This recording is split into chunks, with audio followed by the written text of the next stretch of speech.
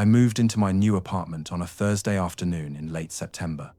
You know that feeling when everything's exciting and new, boxes stacked everywhere, your whole life just scattered across the floor waiting to be organized. I was on the third floor of this older building downtown, the kind with narrow hallways and those buzzing fluorescent lights that flicker every few seconds. The carpet was worn, walls had that yellowish tint from decades of paint jobs, but the rent was cheap and the location was perfect for work. Around 7 p.m., I was unpacking kitchen stuff when I heard a knock. I wasn't expecting anyone. My friends knew I was moving, but nobody said they'd stop by. I walked to the door, looked through the peephole, and saw this guy standing there. Clean cut, maybe mid-40s, wearing a polo shirt and khakis. Looked normal enough. I opened the door. He smiled real wide, the kind of smile that shows all your teeth. "Hey there, welcome to the building," he said, extending his hand. "I'm Derek, apartment 3 Farads, just down the hall. Saw the moving truck earlier. You settling in okay? Need any help with anything?" I shook his hand. Firm grip, nothing weird about it. "I'm good, thanks. Just unpacking. Appreciate you stopping by." No problem, no problem. "Listen, if you ever need anything, tools, cups of sugar, whatever, just knock on my door. I work from home most days, so I'm usually around." He kept that smile going the whole time. I thanked him again and he finally left. Seemed harmless, right? Just a friendly neighbor doing the welcome wagon thing. I went back to unpacking and didn't think much of it. The next morning, Friday, I went downstairs to check my mailbox. The building had this little lobby area with all the mailboxes lined up. Derek was there, sorting through some envelopes. The second he saw me, his face lit up. "Hey neighbor, how was your first night? Sleep okay?" "Yeah, fine. Thanks for asking." Good, good. You know, I hope the noise didn't bother you too much. Mrs. Patterson, in 3 Amperes, has this dog that barks sometimes. Drives me crazy." I nodded, made some small talk, then grabbed my mail and headed back upstairs. But here's the thing. As I was walking away, he said something that stuck with me. "You must have stayed up pretty late last night. I heard your TV around midnight when I was heading to bed." I stopped on the stairs. My apartment was at the opposite end of the hall from his. How would he hear my TV? The walls weren't that thin. I brushed it off. Figured maybe sound carried weird in old buildings. Over the next week, Derek kept appearing. Monday morning at the mailbox. Tuesday evening in the laundry room. Wednesday afternoon when I was taking out trash. Thursday morning in the lobby again. Always friendly, always asking questions. Where did I work? What did I do? Did I have family in the area? Was I seeing anyone? The questions felt a bit much, but I didn't want to be rude. He was just being neighborly, I told myself. Then came Friday. I had to work late, didn't get home until past 9. The hallway was dark except for those flickering lights. I walked to my door, keys in hand, and that's when I noticed it. A small piece of tape, clear tape, the kind you'd use for wrapping presents. It was placed across the bottom edge of my door and the frame, barely visible unless you were looking for it. I stood there, staring at it. Why would there be tape on my door? I crouched down, peeled it off carefully, and examined it. Fresh tape, sticky. I unlocked the door and went inside, immediately checking everything. Nothing seemed moved.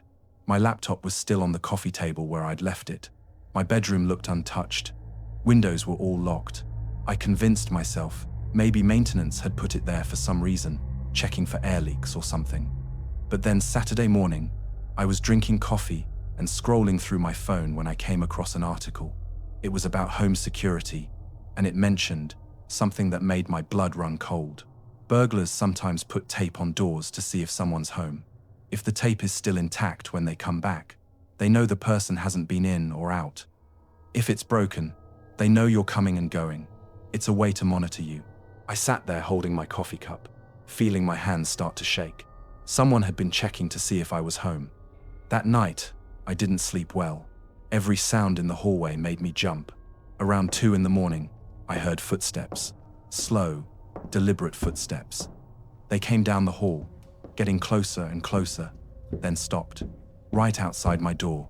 I was in bed, frozen, staring at the door in the darkness. I held my breath. The footsteps started again after about 10 seconds, fading back down the hall. Sunday morning, before I left for groceries, I had an idea. I took a tiny piece of my own tape and placed it along the top corner of my door where it met the frame. I hid it well, pressed it flush so you'd never notice unless you knew it was there. Then I marked the exact position with a photo on my phone. When I came home 2 hours later, I checked immediately. My tape had been peeled back and replaced, but whoever did it hadn't put it back exactly right, and there was new tape on the bottom of the door again. Someone was definitely monitoring me. I called the building manager, a guy named Phil who lived on the first floor, told him everything, the tape, the weird neighbor, the footsteps. He said he'd look into it but didn't sound too concerned, said it was probably nothing. That night, I pushed my couch against the front door. I know it sounds paranoid, but I couldn't shake the feeling that something was very wrong. Around 11 p.m., my phone buzzed on the nightstand. Unknown number. I stared at it for 3 rings before answering. Hello? Silence. Just breathing. Steady, calm breathing.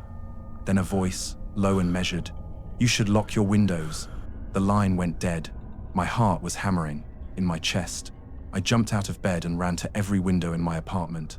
All locked. Every single one. But how did someone know to say that? How did they know I'd checked them earlier? I grabbed my keys and phone. Didn't even put on shoes. Just ran out of my apartment in socks and pajamas. I went straight to Phil's door and pounded on it until he answered. He opened the door, looking annoyed, in a bathrobe and slippers. What the hell?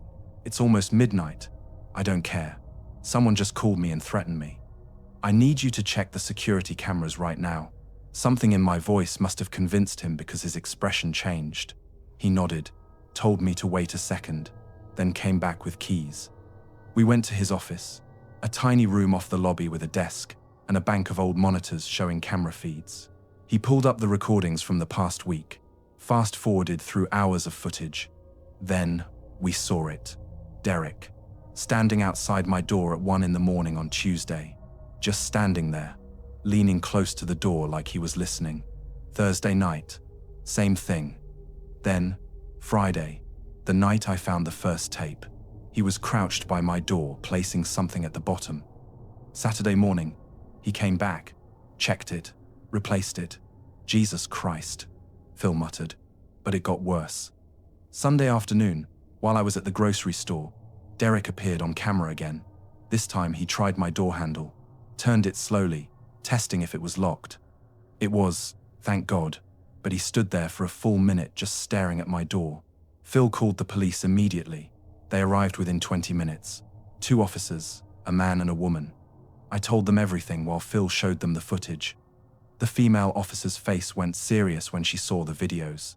Ma'am, you did the right thing calling us. We need to talk to this individual. They went to apartment 3 Farads and knocked. Derek answered, still in that polo shirt, still smiling. They talked to him in the hallway while I watched from Phil's office.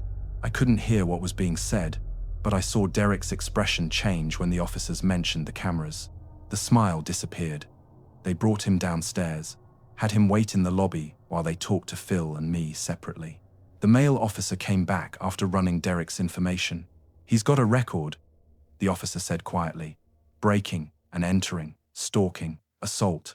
He was arrested in 2 other buildings for similar behavior before this. When we searched his apartment just now, we found photographs of you, taken through your window from the fire escape. I felt like I was going to be sick. He'd been climbing up the fire escape at night, taking pictures of me through my bedroom window. They arrested Derek that night, handcuffed him right there in the lobby, and walked him out. I gave my statement, signed paperwork, the whole thing. The officers told me I should consider getting a restraining order once he was processed. I moved out exactly 2 weeks later. Broke my lease, paid the penalty, didn't care. I couldn't stay in that building knowing he'd been outside my door, watching, waiting, planning whatever he was planning. I don't care how friendly someone seems now. I don't care how helpful they offer to be when you move into a new place. I learned the hard way that some people watch, and they wait, and they study you. And sometimes the most dangerous person isn't some stranger on the street. Sometimes they're just down the hall, smiling at you every single morning like everything's perfectly normal.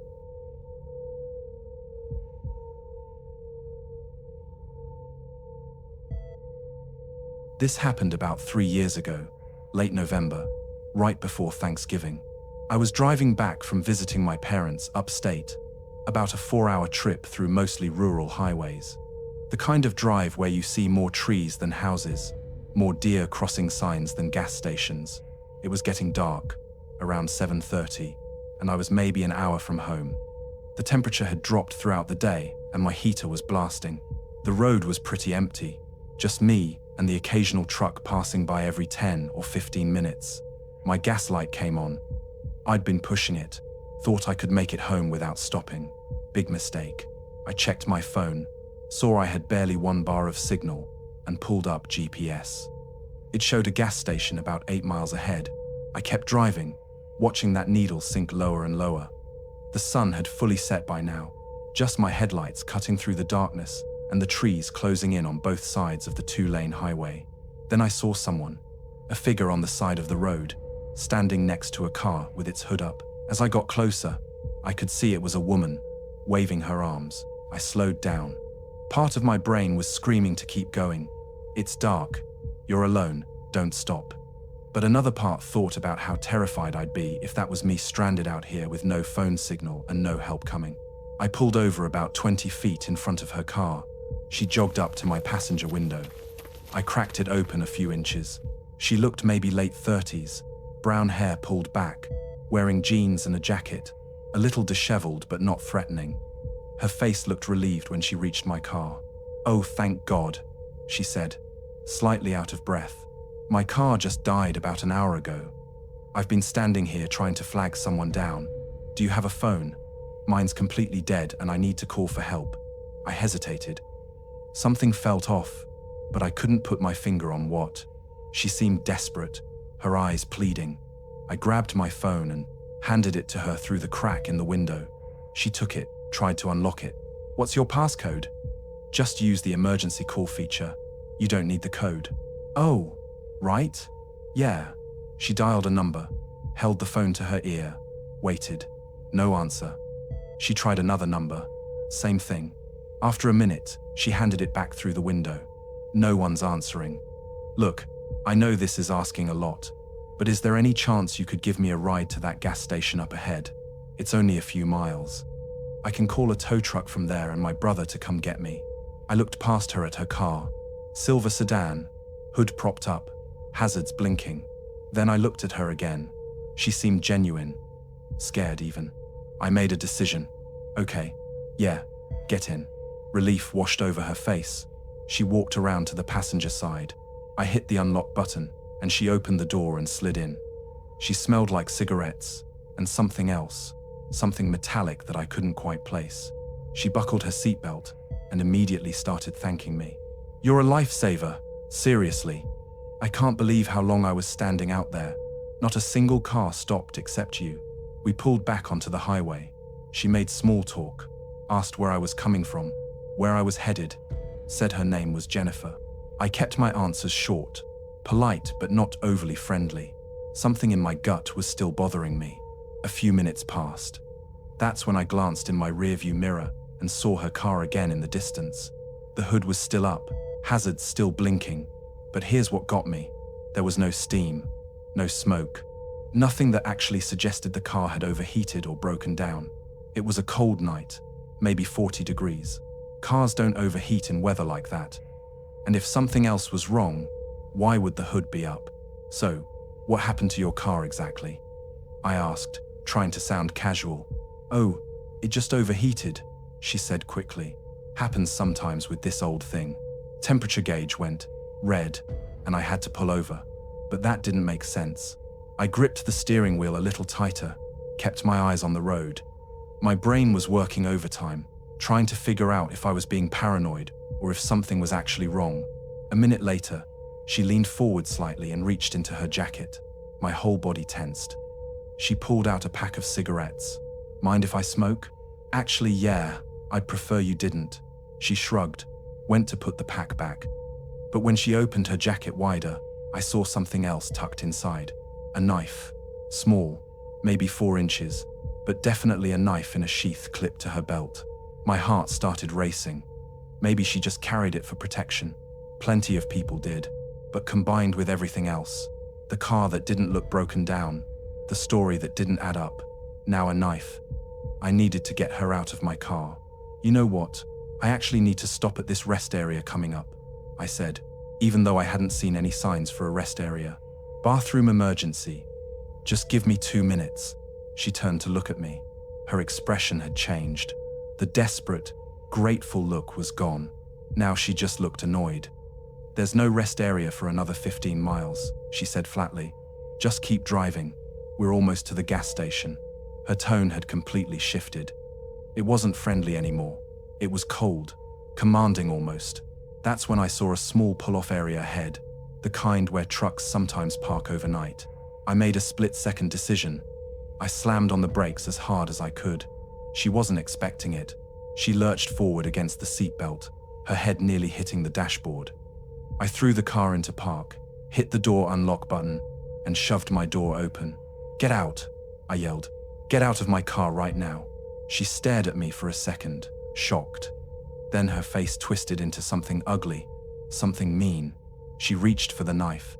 I didn't wait to see what she'd do with it.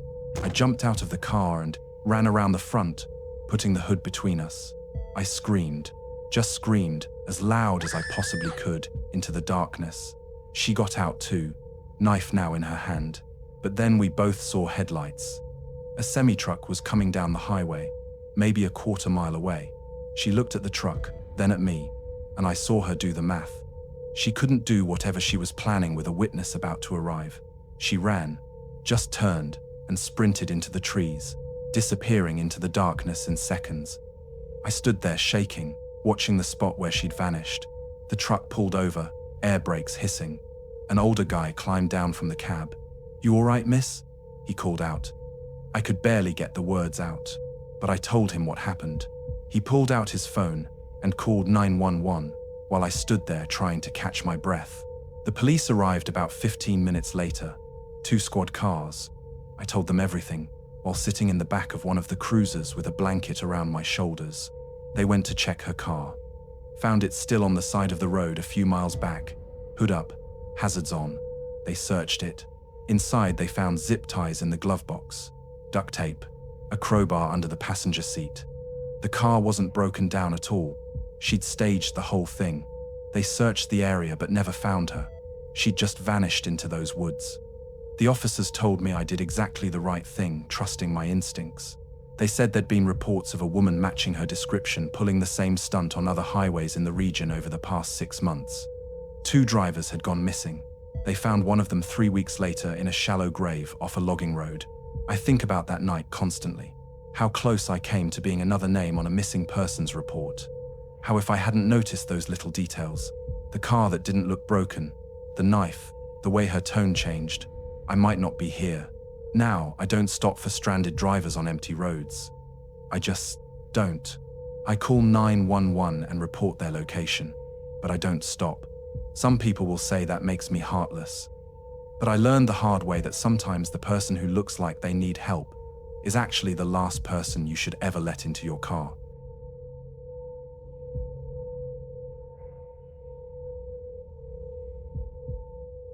I was desperate for work. Like, really desperate. I'd been unemployed for 3 months after getting laid off from my marketing job. Savings were running low. Rent was due in 2 weeks, and I'd sent out probably 200 resumes. So, when I got an email about a job interview, I didn't ask as many questions as I should have. The email came on a Monday afternoon. Subject line, interview opportunity, administrative assistant position. The sender was listed as HR department, company name Horizon Solutions. I'd never heard of them, but I'd applied to so many places I couldn't keep track anymore. The email was professional enough, said they'd reviewed my resume and wanted to schedule an interview. The position was administrative assistant, $40,000 a year, benefits, normal office hours. The interview was set for 6 p.m. on Wednesday at their office in the industrial park on the east side of town.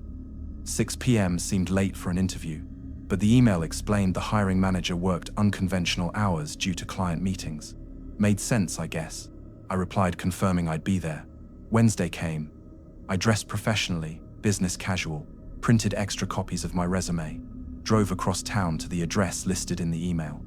It was one of those industrial parks with a bunch of identical warehouses and small office buildings.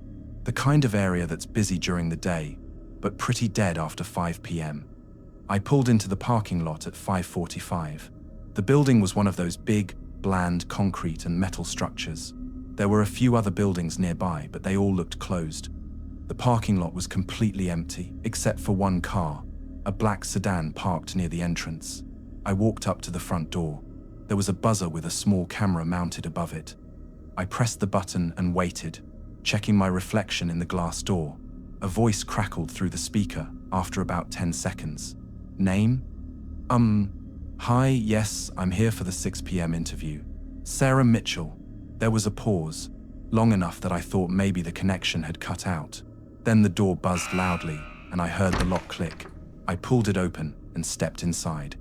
The lobby was cold, not just temperature-wise, though the AC was definitely blasting. It was just empty and unwelcoming. Fluorescent lights hummed overhead, but only about half of them were actually on, leaving parts of the lobby in shadow. There was a reception desk, but no one sitting there. No plants, no artwork, no company logo anywhere, just bare walls and that reception desk with nothing on it. Hello? I called out, my voice echoing slightly. A door at the far end of the lobby opened. A man stepped out, tall, maybe 6'2", wearing a dark suit with no tie. His hair was slicked back, and he had this fixed smile that didn't reach his eyes. He walked toward me, shoes clicking on the tile floor. Sarah Mitchell? He asked. Yes, that's me. I'm Mr. Carr. Thank you for coming. Please, follow me. He turned and walked back toward the door without shaking my hand or making any other greeting. I followed, my footsteps echoing in the empty space. We went down a long hallway, doors on both sides, all closed, no windows anywhere, no nameplates on the doors, just that same flickering fluorescent lighting and industrial carpet that had seen better days. He stopped at a door about halfway down and opened it. Inside was a small office. There was a desk, 2 chairs facing each other, and literally nothing else. No computer, no papers, no filing cabinets, no pictures, just a bare desk and 4 white walls. Have a seat, he said, gesturing to the chair on the visitor side. I sat down slowly, putting my purse on the floor beside me. He sat across from me and folded his hands on the desk. Then he just stared at me, didn't say anything. 5 seconds passed. 10. 15. I shifted uncomfortably in my seat. So, should I tell you about my experience? I finally asked. He smiled again, that same smile that looked practiced. Tell me about yourself, Sarah. Where do you live? Do you live alone? I blinked. That's not a normal interview question. That's not even a legal interview question. I live a few miles from here, in the Riverside apartments. Why do you ask? Just curious about our potential employees. Do you have family nearby? Anyone who knows you're here today? My stomach tightened. This was wrong. Very wrong. I looked around the room again. There was no company information anywhere. No job description printout. No paperwork at all. Actually, yes, I lied. My roommate knows exactly where I am. She's expecting me back by 7. His smile faded slightly. He leaned back in his chair, studying me. You seem nervous, Sarah. I'm fine. Can you tell me more about the position? The job description was a little vague in the email. He didn't answer. He just kept staring at me with this look that made my skin crawl. Then he stood up abruptly, walked to the door, and locked it. I heard the deadbolts slide into place with a heavy click. What are you doing? I asked, standing up quickly. Sit down, Sarah. No, I think I'm going to leave, actually. I grabbed my purse and moved toward the door, but he stepped in front of it, blocking my path. He wasn't smiling anymore. You're not going anywhere yet. We still have questions to discuss. That's when I saw it. Behind the desk, mounted high on the wall, was a small security camera. A red light was blinking steadily. This wasn't an interview. This was something else entirely. I pulled out my phone. No signal. 0 bars. The building must have been blocking it somehow. He saw me looking at my phone and actually laughed. You can try, but it won't work. This building has thick walls. Great insulation. Sound doesn't travel well either. No one can hear anything from the outside. My hands were shaking. I needed to think. There was one small window in the room, high up near the ceiling, maybe 2 feet wide, too high to reach easily, but it was my only other option besides the locked door. Look, I don't know what this is, but I'm leaving. Right now. Move. He didn't move. Just stood there with his arms crossed. That's when I did the only thing I could think of. I screamed, as loud as I possibly could, and while he was startled by the sudden noise, I grabbed the chair I'd been sitting in and swung it at him as hard as I could. It connected with his shoulder and side, and he stumbled backward, hitting the wall. I didn't wait to see if he was hurt. I lunged for the door, flipped the deadbolt, and yanked it open. Then I ran down that hallway faster than I've ever run in my life. Behind me, I could hear him yelling, hear his footsteps pounding after me. I burst into the lobby, saw the front door, sprinted for it. My hands hit the push bar and thank God it opened. I was outside, cold air hitting my face, running across the parking lot to my car. I was fumbling with my keys, hands shaking so badly I could barely hold them. I got the door open, threw myself inside, locked all the doors. He appeared in the building's entrance, standing there watching me. I jammed the key in the ignition, started the engine, and floored it out of that parking lot. Didn't stop, didn't look back, just drove straight to the police station. I told them everything. My hands were still shaking while I gave my statement. 2 officers went to the building that same night. They found it completely empty. No furniture, no Mr. Carr, nothing, just a vacant warehouse. The office I'd been in was completely bare. The email address that had sent me the interview invitation didn't exist anymore when they tried to trace it. The company name, Horizon Solutions, wasn't registered with the state, had no business license, no tax, ID, nothing. The detective told me I wasn't the first person to report something like this. There'd been other cases over the past year, women responding to fake job listings, showing up to empty buildings or remote locations for interviews. Some of them never came home. 3 were still missing. 2 had been found dead. I was lucky. Lucky I screamed. Lucky I fought back. Lucky I'd parked close to the door. I still get job interview emails sometimes, ones that seem slightly off. Meeting locations in weird areas, interviews at odd hours, companies I can't find any information about online. I delete every single one now. Because I learned the hard way that desperation makes you ignore red flags. And sometimes the person offering you an opportunity, offering you hope when you need it most, is really just setting a trap, and they're counting on you being too desperate to ask the right questions.